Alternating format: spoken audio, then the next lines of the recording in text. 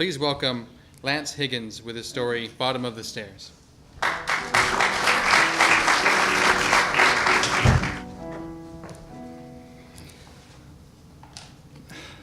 Pardon my French.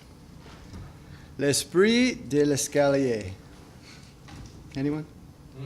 No? Translation is the spirit of the stairs.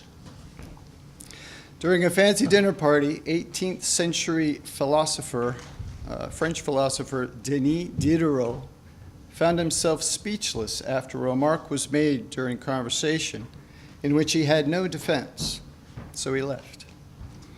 He later observed the following: a sensitive man, such as myself, overwhelmed by an argument leveled against him, becomes confused and can only think clearly again when he finds himself at the bottom of the stairs.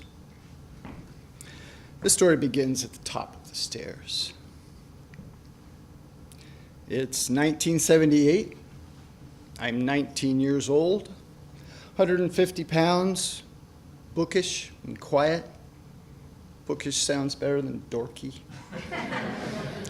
At the time, I was living in Camarillo with 2 parents and 4 younger siblings, surrounded by churches, schools, strip malls, and fences. But the summer of that year, I found myself, along with my brother Doug, in Montclair, California, cleaning filthy and vacant apartment units. Doug, who was younger than I and had just won his match, had always been more of an outgoing team sports kind of kid, and he was good at it.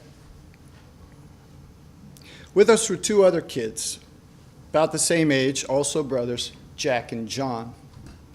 Their father, along with our father, had invested in an 8-building apartment complex, so they thought it would be a good idea to give us some independent work experience by rehabbing the vacated and sometimes destroyed apartment units, removing garbage, painting, patching holes, replacing toilets, etc. We used one of the empty second-story units, the one on the left, to eat and sleep. Sleeping bags and peanut butter and jelly sandwiches, no phone, no TV. We were there to work. Our only entertainment was the Bowlium Lounge and Arcade bowling alley that was across the street and beyond a dirt lot. We went there a couple of times. We didn't have a lot of contact with the residents, maybe some hellos in passing. There was an elderly couple who played the part of property managers. There was the brooding heavy metal kid who lived with his mother in the apartment next to us. There was a handyman who was there to fix the occasional electrical short. And he had a little pickup truck, and we could throw in heavy loads, and he'd drive us around to the back where our storage area was located. It was one of these short trips around to the back that in retrospect proved portentous. We had just loaded some trash into the back of his pickup. 3 of us then jumped in the back of the truck bed, sitting on the debris, hanging on the side railing. We were looking behind us and saw one of the residents walking across the empty field from the bowling alley, watching us drive away. He was tall and thin, maybe in his 20s and about 40 yards away. Doug noticed him and made a gesture. It's a familiar one. Quick flip of the wrist, batting of the eyes. Coy, feminine. I told him, don't do that. And we went about our day. I don't remember if it was that night or a few later. It was early evening, but it was dark. We'd eaten and were being fairly quiet. I was standing outside on the stair landing, leaning into the corner of the iron railing. John was out there with me, sitting on the top step next to our door. Doug and Jack were inside. I noticed 3 shadowy figures enter the gate into the courtyard. I didn't recognize the one in the lead. Early 20s, short hair, solid. Flanked behind him was the heavy metal neighbor kid and one of his friends, and they were walking toward us, determined, looking right at me. The leader barked, "I heard you were fags."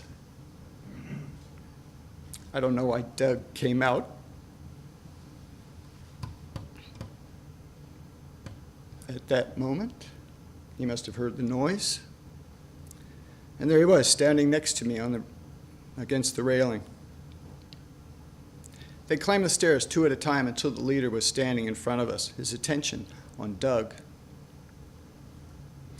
I watched as the neighbor kid took position behind John, like he was awaiting a signal. The third just seemed to stand off to the side. It was here that time slowed down. I heard a noise from Doug, a guttural groan that seemed to have been forced from his body. I looked back at him, and all I could see was the back of his head, horizontal, leaning way over the railing. He'd been punched in the face by this dark soul standing in front of us. I didn't recognize the rage coming from this person. I only heard the blows and the kicks as my brother doubled over, repeating, "I'm sorry, I'm sorry." I looked back at John, who was still sitting, but his arms were up, trying to protect himself from the repeated kicks to the back of his head by the neighbor kid. The third kid just looked at me and did nothing. What was happening? I saw Doug crumbling to the ground. Then the dark soul yelled something at me. He set his feet and threw his fist toward my face. I simply moved away, and it did nothing more than graze me. Now I was facing the apartment across the courtyard. It was this moment that a neighbor came out and demanded the noise to stop. That was it. It was too loud. The three disappeared down the stairs and into the alley. I picked Doug up and helped him down the stairs to the manager's apartment. Blood was pouring from his nose and his breathing was ragged. I banged on that door until they opened it. They took him inside. I asked them to please call the police, and I told John to stay with Doug.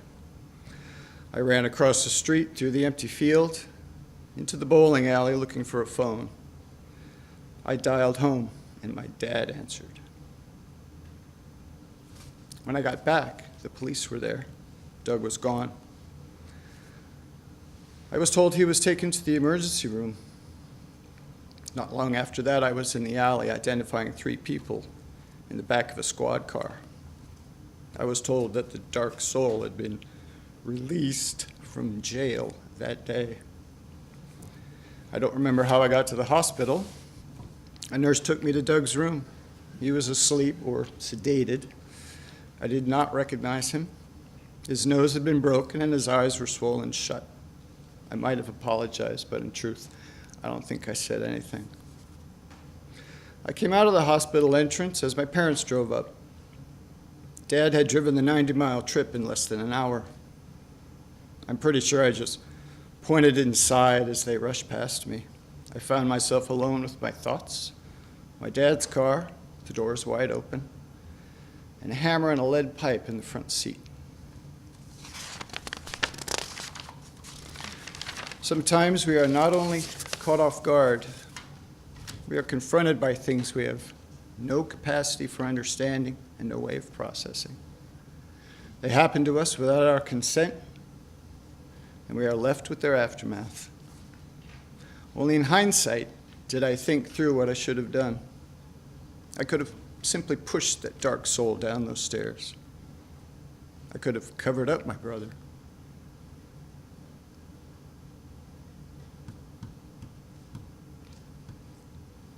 I could have protected, but I didn't. I also told no one what really happened. I'm not sure why or how, but it became a secret. It lived permanently behind me, hidden from view. The secret shaped me from then on, keeping me resolute and immovable, never letting me back down again. I'm stubbornly unable to bow down to a dark soul.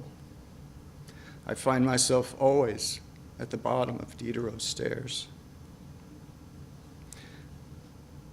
Until recently, that story had been a secret for 40 years. I've never even talked to Doug about it. But I told my girl, the one person I tell everything, and she still loves me. And now I'm telling you. So like stairs and stories, the secret has come to an end. Thank you.